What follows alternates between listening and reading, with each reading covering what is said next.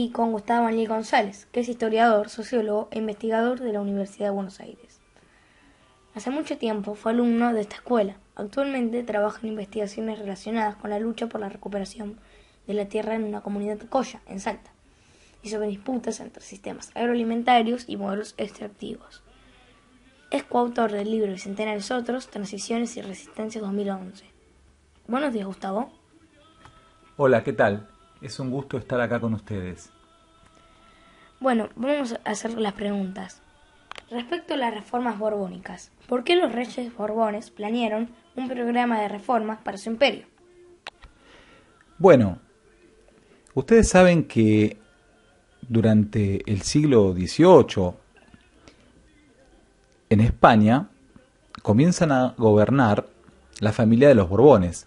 En esa época, las tres grandes potencias europeas de la época, es decir, España, Francia y Gran Bretaña, Inglaterra, estaban gobernadas por reyes. Resulta que desde principios del siglo XVIII, es decir, en adelante, de 1700 en adelante, una misma familia, los Borbones, pasan a gobernar tanto España como Francia. Esto es toda una novedad.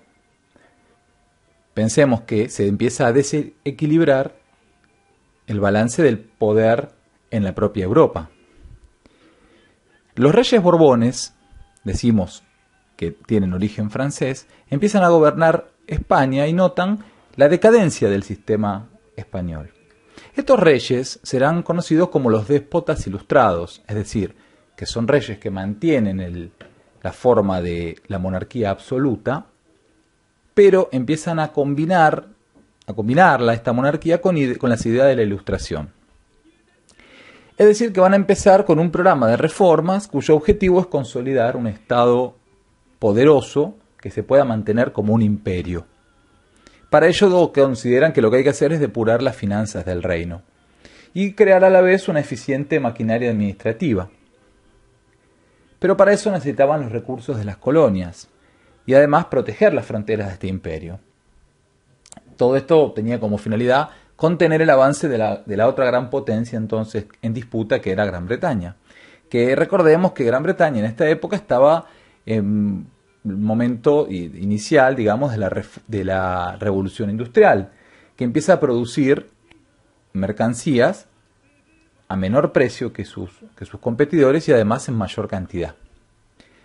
La cuestión es que los Borbones comienzan con la reforma administrativa que señalábamos recién, que tiene como dos principios básicos: la centralización por un lado y por otro lado la especialización de las funciones. Una de las medidas que se toman es crear unidades administrativas más pequeñas, que son, es decir, virreinatos en las colonias de menor tamaño. Uno de ellos va a ser el Virreinato del Río de la Plata, pero se trata de limitar la corrupción administrativa y los abusos de los funcionarios españoles con mayores controles. Por ejemplo, hay una ordenanza ya sobre fines del siglo XVIII, del siglo XVIII, en 1782, como la ordenanza de intendentes, que trata de imponer un régimen de intendencias que va a reestructurar el sistema colonial español. Es decir, que estas intendencias van a ser órganos de gobierno más ejecutivas y con funciones mejor especificadas, más específicas, sobre territorios a la vez menos extensos. Por otro lado, digamos, estas reformas además tienen un carácter económico, que van a consistir en ir de alguna forma liberalizando de a poco el comercio de las colonias, ¿no? Toda esta época hay muchísimos problemas para el abastecimiento de las colonias y las colonias tratan de abastecerse muchas veces recurriendo al contrabando. Recordemos que el sistema comercial español entre la metrópoli, España y las colonias estaba centralizado y estaba muy direccionado, muy controlado, un sistema de tipo monopólico. A medida que el abastecimiento se hace más difícil de las colonias, entonces las colonias se empiezan a abastecer autónomamente. Entonces, para tratar de evitar esto, hay una serie de medidas que la corona va a tomar para ir liberalizando de a poco el comercio. Se va a ir desde un sistema monopólico hacia un sistema de libre cambio, digamos, ¿no? De libertad de comercio finalmente. De todas formas, estas reformas que se instauran en las colonias tienen un éxito bastante limitado. Y en general los historiadores señalan que ese éxito relativo tiene que ver con que se mantiene la prohibición para incorporar a los criollos entre los funcionarios. Entonces, de alguna manera, aunque se vaya liberalizando, se vaya liberando de alguna manera estas funciones, nunca alcanzan a servir como un desahogo de las tensiones sociales que se van generando en todas las colonias y que van a llevar luego a las revoluciones, ¿no?, que se dan en varias colonias. Vamos con una pregunta sobre el virreinato del Río de la Plata. Dale. ¿Qué motivos inspiraron a los reyes de España a hacer reformas en el virreinato del Río de la Plata? Bueno, un poco se relaciona con lo que hablábamos recién. En 1776, como parte de este conjunto de reformas, se creó el virreinato del Río de la Plata. Pensemos que tenía, si bien decíamos recién, se trataba de crear unidades administrativas más pequeñas, pensemos que de todas formas el territorio del virreinato del Río de la Plata era muy amplio. Se le había sacado territorio al virreinato del Perú para constituirlo, y estaba formado por las provincias de Buenos Aires, Paraguay, Tucumán, la zona de Potosí, Santa Cruz de la Sierra, Charcas, y además los territorios de Mendoza y San Juan, que antiguamente pertenecían a la Capitanía General de Chile. Entre otras cosas, el virreinato se creó para controlar mejor el territorio, ya que Buenos Aires había adquirido mucha autonomía con respecto a Lima. Por otra parte, su creación refleja bien el cambio del eje comercial desde el Pacífico al Atlántico. Como señalábamos hace un ratito, en los siglos XVI, XVII, el comercio entre España y las colonias estaba absolutamente monopolizado y la vía de entrada y salida de todos los productos era para lo que hoy es América del Sur, el puerto de Lima. Es decir, que por ejemplo una producción de lo que hoy es la Pampa Argentina tenía que transportarse por tierra hasta Lima, luego ahí se pasaba a la vía navegable, al mar, y por el océano Pacífico se llegaba a Centroamérica, luego se cruzaba al Caribe y de ahí, pasando generalmente por Cuba, se transportaba, sí, por el Atlántico hasta España. Sin embargo, las prácticas comerciales de la época fueron haciendo más frecuente que se navegue el Atlántico hasta Buenos Aires. Es decir, que Buenos Aires se transforma en un puerto muy importante de entrada y salida de producciones. Es decir, que por Buenos Aires estas producciones entraban sin pagar impuestos.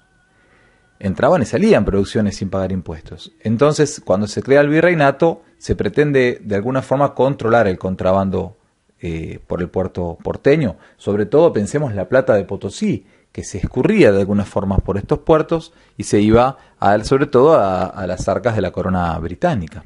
Cuando hablamos de recientemente estábamos hablando de la introducción del sistema de intendencias, justamente en el Río de la Plata es el primer lugar a donde se establece la ordenanza de intendencias. El territorio del Virreinato del Río de la Plata va a ser dividido en 8 intendencias, justamente para tratar de controlar mejor este territorio. De todas maneras, me parece que no tenemos que perder de vista que el Virreinato del Río de la Plata tuvo una fugaz existencia. Si pensamos que en 1776 se crea y va a desaparecer en 1810, son apenas un poco más de 30 años de existencia.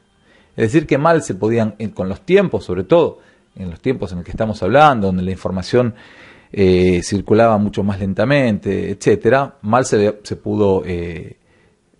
pudieron producir grandes reformas en tan poco tiempo. Quiero hacerte unas preguntas sobre las invasiones inglesas. Dale. ¿Cuáles fueron las causas y consecuencias de las invasiones? Bueno, las invasiones inglesas son un tema muy importante, muy interesante. Hay una gran cantidad de causas y también algunas consecuencias que podemos precisar.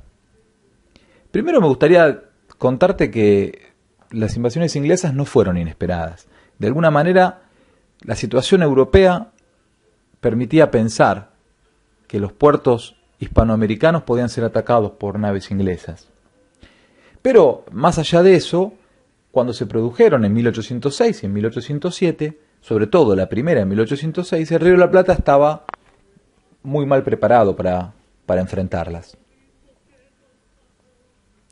La historia es bastante conocida. En 1806 hubo una fuerza, digamos, a mando del comodoro Popham y del brigadier general Beresford, que luego de haber enfrentado a una colonia holandesa en lo que hoy es Sudáfrica, se dirigieron al Río de la Plata.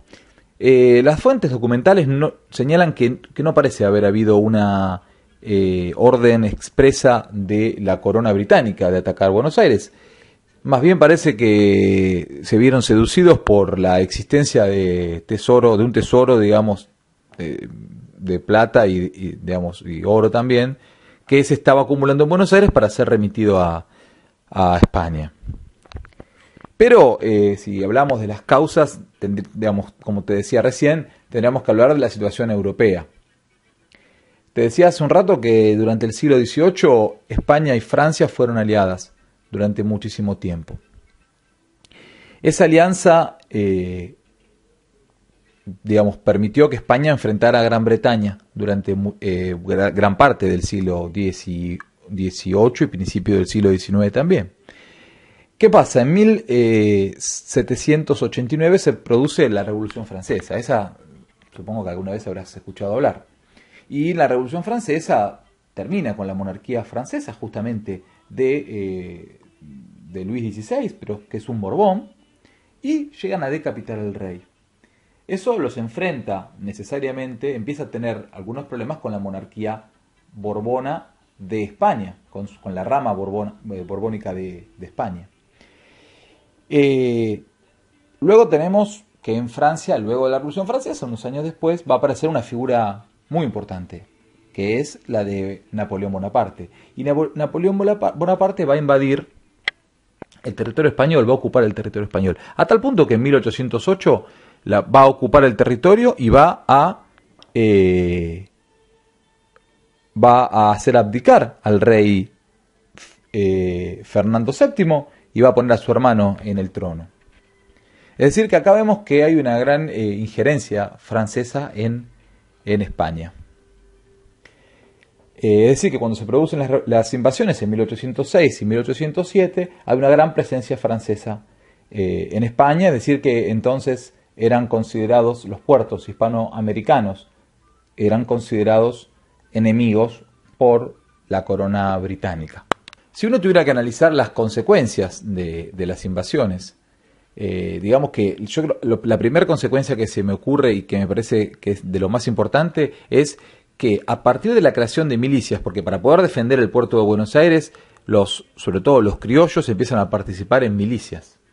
Esas milicias lo que hacen es armar a estos criollos, que se empiezan a armar, y empiezan a adquirir un poder distinto del que tenían, porque no podían ingresar de esa manera al poder militar. Sin embargo, a partir de la propia defensa entre la primera y la segunda invasión, se generan estas milicias con la figura de Santiago de Liniers, que a su vez era un francés, pero que organiza estas milicias para la defensa del puerto de Buenos Aires, porque evidentemente se venía una segunda invasión. Pero estas milicias, después de la primera y de la segunda invasión inglesa, van a quedar conformadas. Es decir, que estos criollos van a ir adquiriendo la certeza de que pueden defenderse más allá de lo que imponga la corona española. Es decir, que empiezan a generar una confianza en sí mismos, en sus propias fuerzas, en sus propias potencias.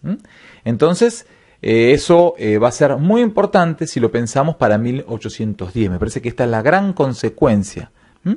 y la corona española queda muy debilitada. Pensemos que en 1807 es la segunda invasión y ya en 1808 tenemos la abdicación de Fernando VII, donde ya Napoleón directamente está imponiendo a su hermano José Bonaparte como rey de España, y va a generar ya el descontento completo en las colonias americanas, ¿no?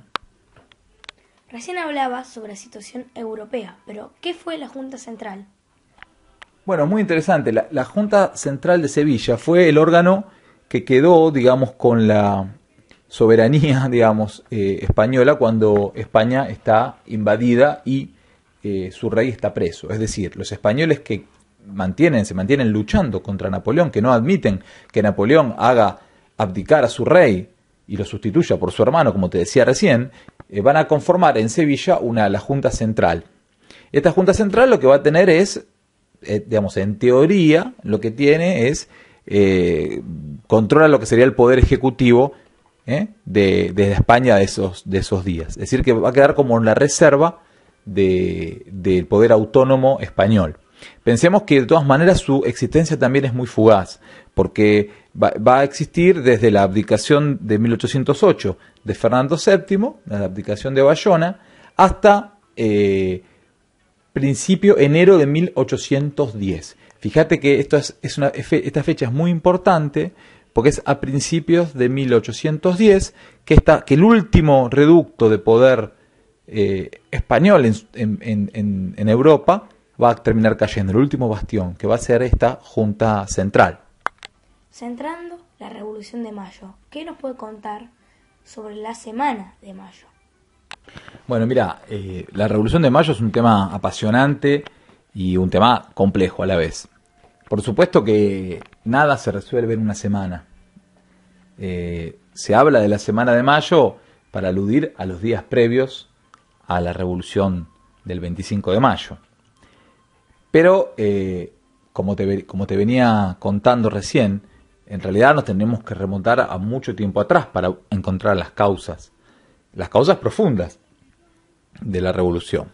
De todas maneras, digamos que si uno tuviera que decir cuándo empieza la Semana de Mayo, a mí me parece que el miércoles 16 de mayo es muy importante, de 1810, porque es el día que empiezan a circular aparentemente por Buenos Aires las noticias, de la caída de la Junta Central de Sevilla. Es decir, fíjate, la Junta Central de Sevilla cae en enero de 1810. Y recién en junio, a mediados de junio de 1810, esas noticias están llegando al puerto de Buenos Aires. En esa época, evidentemente, la información circulaba de una forma mucho más lenta de lo que puede circular hoy, ¿no? Imagínate hoy la caída de un gobierno o cualquier situación política que ocurre en cualquier lugar del mundo, instantáneamente es conocida por todo el resto del mundo, por lo menos en los lugares más importantes. En esta época tenían que pasar varios meses hasta que esta noticia llegara. El virrey del Virreinato del Río de la Plata, que se llamaba Baltasar Cisneros, trata de bloquear esta información todo lo que puede, trata de que no llegue, porque sabe del descontento de los criollos, sabe que se está hablando de que si la Junta de Sevilla está debilitada, entonces ¿por qué nosotros tenemos que seguir respetando, tenemos que seguir subordinados a ese poder si el rey está preso? Es un tema que se venía hablando desde hacía bastante tiempo. No obstante, el viernes 18 de mayo, 2 días después, viernes 18 de mayo de 1810, el virrey, termina redactando un bando, que era la forma de comunicarse que tenía con la población del virreinato, y en este bando busca, de alguna forma tranquilizar a la población, le pide fidelidad a la corona española. Pero este reconocimiento, de alguna forma, abre la posibilidad de buscar una solución elaborada directamente, ¿no? por la gente que vive en el virreinato. Al día siguiente, el sábado 19, ya los criollos le están pidiendo la realización de un cabildo abierto. El cabildo abierto era una institución que no era habitual. Se había hecho un cabildo abierto durante las invasiones inglesas, justamente ante la imposibilidad de España de brindar la seguridad a los ciudadanos de la colonia. Aquí se vuelve a pedir, para tratar la situación, entonces la realización de un cabildo abierto. Al día siguiente, el domingo 20 de mayo, Cisneros se decide a recibir a los funcionarios del cabildo, a jefes militares, como usted señalaba hace un ratito, donde las milicias criollas eran muy importantes. Parece que en esa reunión entre los cabildantes y demás personajes de la época, Saavedra, Cornelio Saavedra, que era un miliciano de origen altoperuano, y Manuel Belgrano piden que se convoque a este cabildo abierto, que es momento para hacerlo. El virrey, bueno, como siempre, trata de convencer a las milicias de que traten de reprimir a la población que está pidiendo por este cabildo abierto, pero las milicias le sueltan la mano, como se suele decir, ¿no? O sea, lo dejan solo. No, le dicen que no van a reprimir a la población criolla, en parte porque ellos mismos son criollos y no están dispuestos a ello. Es importante, el lunes 21 de mayo, es importante la intervención de dos personajes muy pintorescos que son French y Beruti, ¿no? Que seguramente ustedes los conocen porque la tradición cuenta que repartían las escarapelas o por lo menos unas cintitas para identificar a las personas que estaban en la plaza manifestándose. Pero French y Beruti eran dos personajes en realidad importantes que eran parte de un grupo que se conocía como la Legión Infernal. Y era un grupo que, según se comenta, este lunes 21 de mayo, irrumpe en la sala del Cabildo armados y lo obligan a Cisneros a llamar al Cabildo abierto. Y le piden a Cisneros, que se haga el Cabildo abierto y que él deje el poder definitivamente. Bueno, finalmente el martes 22 de mayo de 1810 se hace el Cabildo abierto. Resulta que, vos sabés que en el Cabildo abierto no participaba toda la población. Apenas se habían librado 450 invitaciones, sobre todo para vecinos propietarios, de los cuales concurrieron aproximadamente 250 vecinos. Pero es muy interesante pensar los grupos que no estaban en el Cabildo. A ver, en primer lugar, no había mujeres. Las mujeres estaban excluidas de la política, entonces no podían participar del Cabildo. Tampoco había representantes de los pueblos originarios, porque tampoco eran parte de la política. Y, finalmente, tampoco estaban representados los numerosos esclavos que había, esclavos de origen africano, que estaban en la ciudad de Buenos Aires, que, servían en las casas de familia, etc. Esos grupos no estaban en el Cabildo abierto. Parece que en la puerta del Cabildo, French y Beruti y sus compañeros de la Legión Infernal controlaban que el Cabildo abierto estuviera constituido básicamente por criollos. Querían que los que tomaran las decisiones fueran los criollos. De todas maneras, en el seno del Cabildo abierto del 22 de mayo se van a enfrentar dos posiciones, radicalizadas, dos posiciones extremas. Por un lado están los que dicen dejemos que todo siga igual. Por ejemplo, el obispo de Buenos Aires señala que en realidad mientras un solo español se encuentre en el virreinato, ese español es el depositario de la soberanía. Es decir, que cualquier español es el que tiene que estar con la soberanía, en el que recae la soberanía, aunque el rey esté preso o no esté.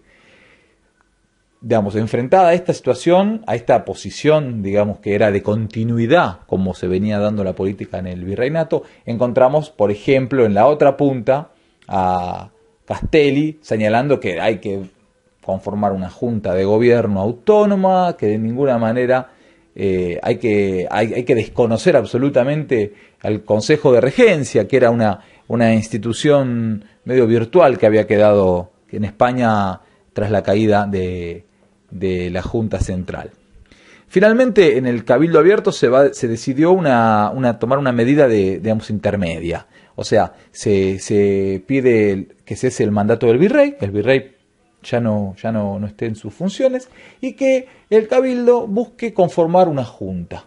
Se le pide al cabildo que, bueno, que sea el cabildo el que decida quién va a gobernar el virreinato. Vos fíjate que uno de los temas que más o menos implícitamente se estaba discutiendo en el cabildo abierto era en quién recaía en realidad la soberanía, es decir, el derecho a decidir quién gobierna. Digamos, los patriotas más radicalizados señalaban que había un principio que era el principio se llamaba así, mira, retroversión de la soberanía en los pueblos. ¿Qué quería decir esto? Que la soberanía que residía en el rey, ellos reconocían que residía en el rey, pero como el rey estaba preso, esta soberanía se retrovertía en el pueblo. Era como una especie de adoptar una máscara, porque no podían proclamar la independencia, pero como ponerse una máscara que, como total Fernando VII estaba preso y no parecía que vaya a dejar de estarlo, por lo menos inmediatamente, ellos decían, bueno, como el rey no está, nosotros somos los que tenemos que tener en nuestras manos la soberanía. A pesar de esto que se discutió y que, como te decía hace un ratito, era una de las posiciones, el cabildo decide conformar una junta, pero a que no sabes a quién pone como presidente de la junta. Decide mantener a Baltasar Cisneros, al virrey, como presidente de la junta. Bueno, eso es inaceptable. En esa junta es una junta que va a tener, decía, Cisneros como presidente y luego a 2 españoles y a 2 criollos. Los criollos van a ser Saavedra y Castelli. Pero a pesar de la inclusión de estos 2 criollos, Saavedra y Castelli, el pueblo no acepta de ninguna manera que siga Cisneros como ejerciendo el poder, porque pasa de ser virrey a ser presidente de la Junta. Bueno, eso se plantea el día 24. Cuando la noticia se publica, el pueblo vuelve a salir a la calle, indignadísimo por la permanencia del virrey. Era lo que era la permanencia del virrey en el cargo. Y ante la agitación, bueno, obviamente las milicias no van a reprimir al pueblo. Y el día 25 a la mañana temprano, digamos, otra vez las personas descontentas van a tomar el cabildo. Y finalmente Cisneros decide renunciar a este cargo. Bueno, pero no le queda otra, no es que toma decisión. Bueno, no le queda otra porque el pueblo evidentemente era eso, o podía correr peligro, su vida incluso. Así que decide dejar de lado el cargo y se va.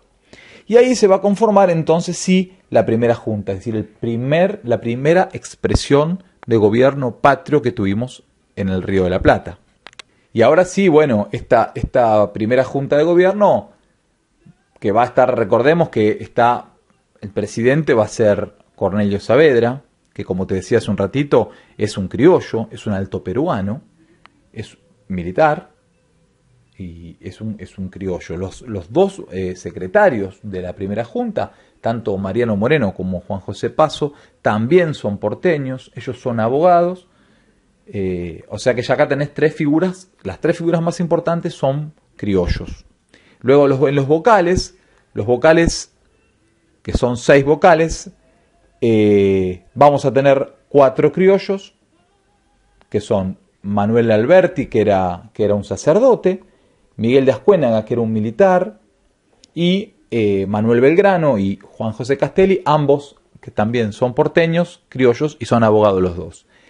Y te decía, solamente va a haber 2 españoles, en realidad 2 catalanes, casualmente, en la primera junta, que son Juan Larrea y Domingo Mateu, ambos comerciantes.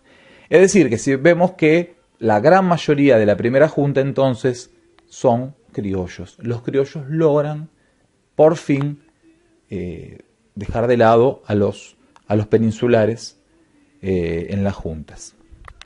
Por otro lado, dentro de la primera junta vamos a encontrar un relativo equilibrio entre las posiciones más radicalizadas y más moderadas que se van dando. Por eso tenemos personajes como Cornelio Saavedra, que es un poco más moderado, y personajes como Mariano Moreno o como Castelli, que son de las tendencias más radicalizadas.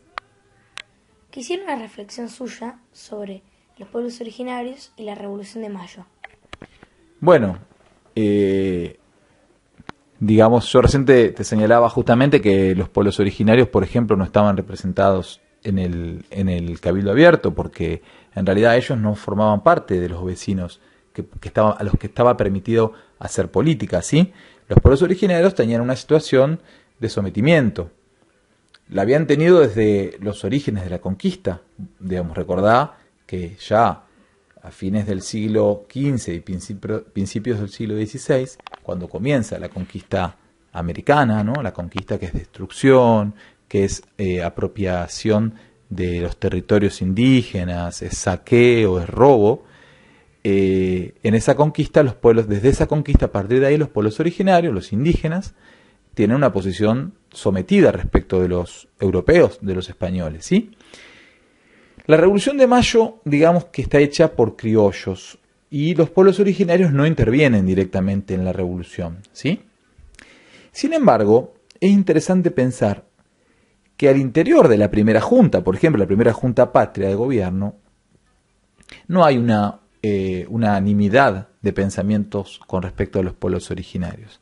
Es muy interesante la posición que adopta Juan José Castelli cuando, como delegado político del Ejército del Norte, marcha hacia el Alto Perú, y lo que tiene donde los pueblos originarios eran una gran mayoría, y entonces lo que hace es emancipar a estos pueblos originarios, se emancipa de sus obligaciones de pagar tributo a los señores que tenían la tierra. Esta actitud de Juan José Castelli le va a valer el rechazo del resto, o de buena parte del resto de los patriotas de ese momento, a tal punto que Juan José Castelli va a volver encarcelado a Buenos Aires, donde va a fallecer lamentablemente muy joven, ¿no? Él muere por una enfermedad de otro tipo, pero muere encarcelado porque no se le perdona la actitud que tomó con los pueblos originarios. Vale decir que podríamos señalar que la Revolución de Mayo no provocó un gran cambio para los sufrimientos que venían teniendo los pueblos originarios desde un par de siglos atrás con la conquista. No fue un gran cambio. Los cambios se dieron progresivamente y mucho tiempo después. Pensemos que yo, por las investigaciones que realizo, vos al principio cuando me presentaste señalabas que yo efectivamente realizo investigaciones con pueblos originarios en la actualidad, siguen luchando por la devolución de las tierras que les pertenecían y que primero los españoles y luego los propios criollos se las fueron quitando. Es decir, que yo tengo que hacer un pensamiento, que vos me pedís una reflexión con respecto a los pueblos originarios y la Revolución de Mayo. Yo te diría que en ese sentido la Revolución de Mayo no tomó una actitud de reivindicación de los pueblos originarios, sino que más bien hubo una continuidad con las cosas que venían sucediendo. Bueno, muchas gracias, Gustavo. No, el agradecido soy yo por esta entrevista. Gracias a ustedes.